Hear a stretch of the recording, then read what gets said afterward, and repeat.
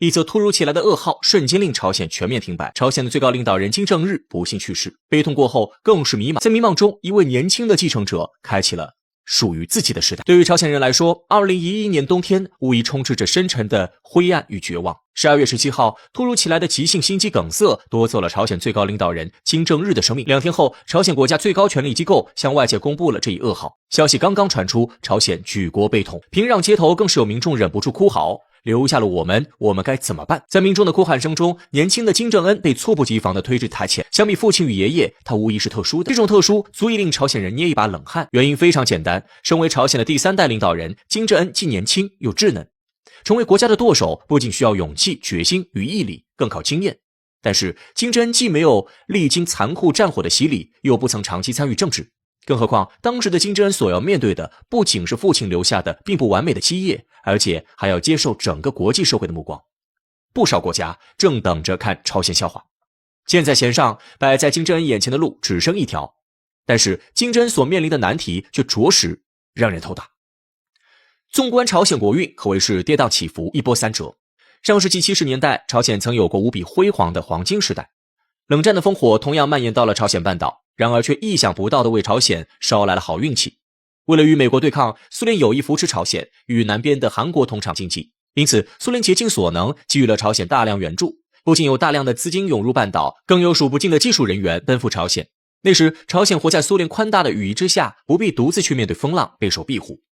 巅峰时期，朝鲜人民的生活水平甚至足以与发达国家比肩，处处生机勃勃，未来一片光明。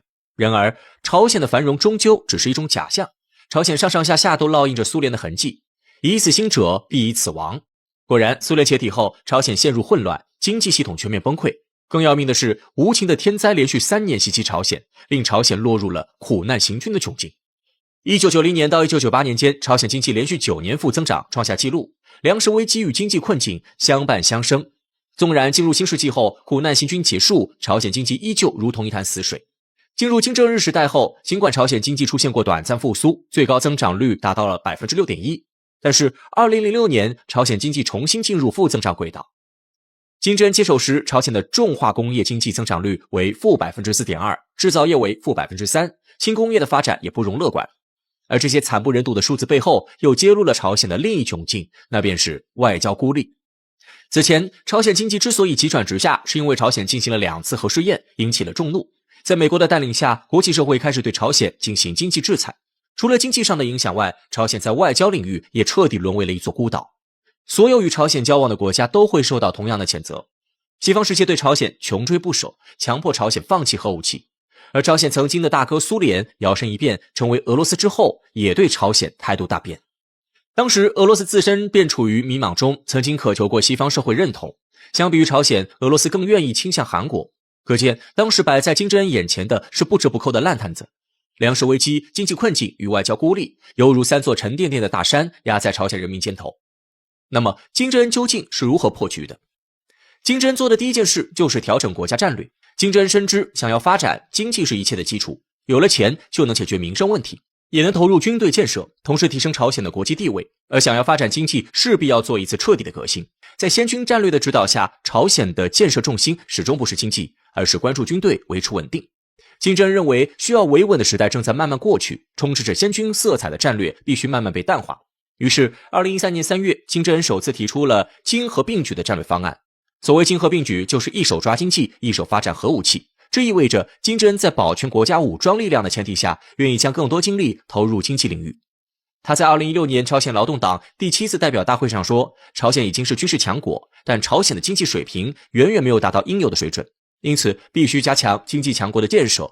金正恩认为，唯有如此才能真正改变朝鲜人民的生活。其实国家战略的调整不仅给朝鲜内部带来了影响，也给国际社会带来了冲击。透过经合并举方略，美国看见了朝鲜强硬的态度。面对美国的重重打压，朝鲜始终没有后退。为了维护自身安全，纵然受到严厉制裁，朝鲜也要与美国大唱反调。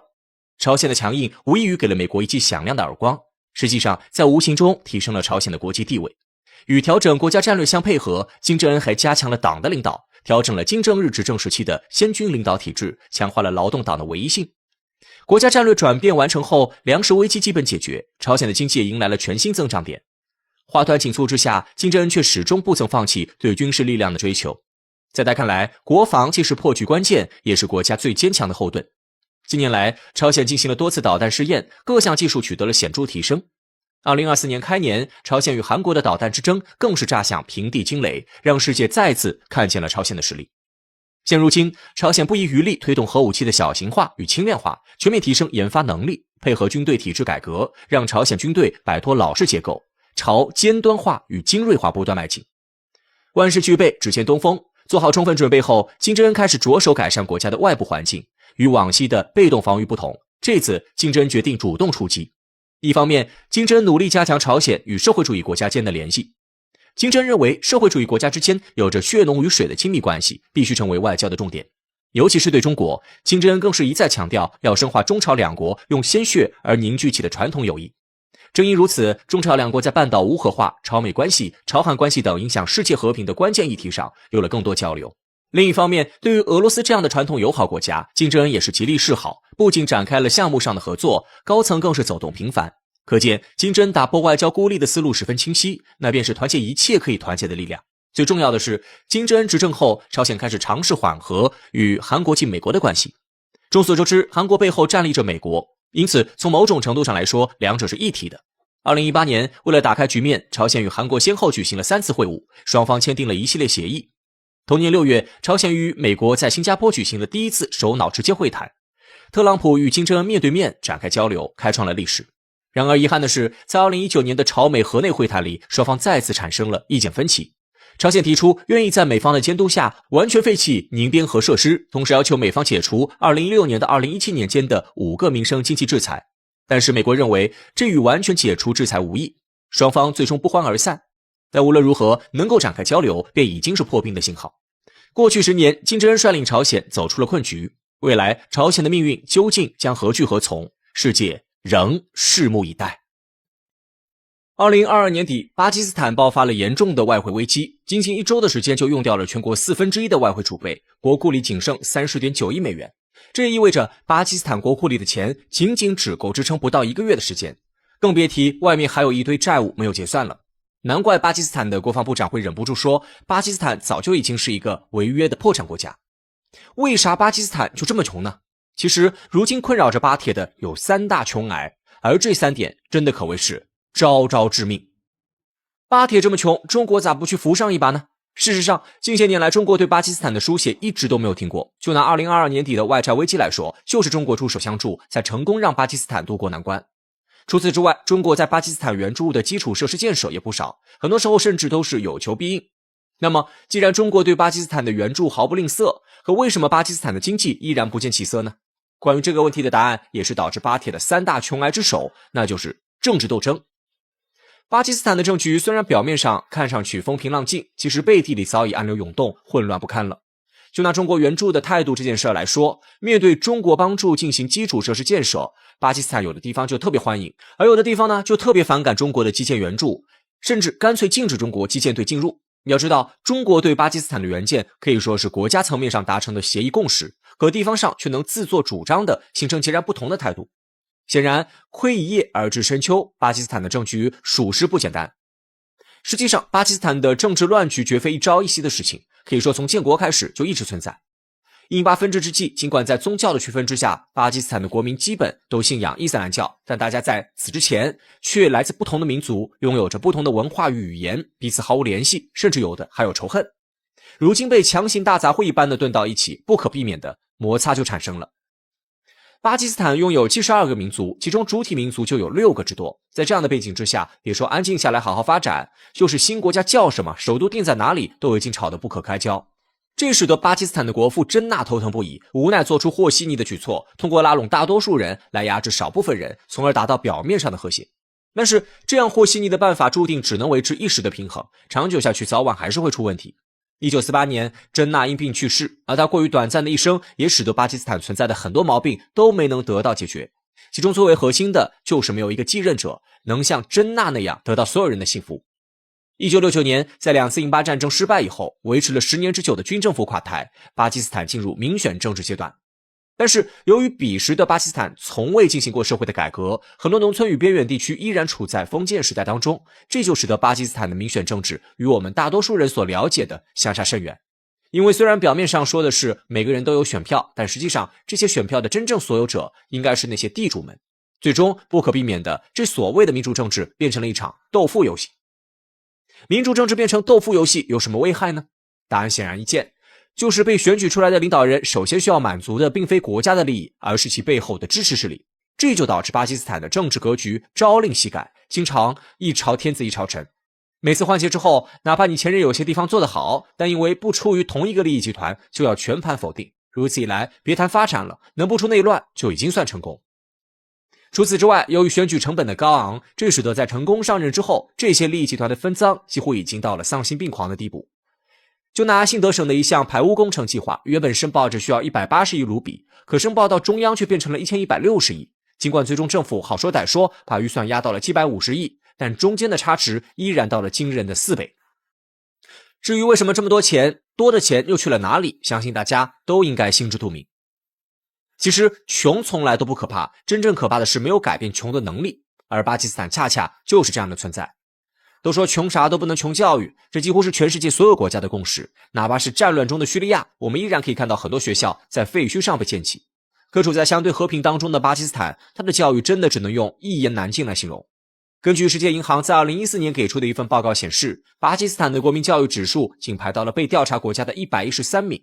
而在巴基斯坦后面的，要么是处在战争当中，要么都不能算是国家，就是一些小部落。由此可见，巴基斯坦教育的落后。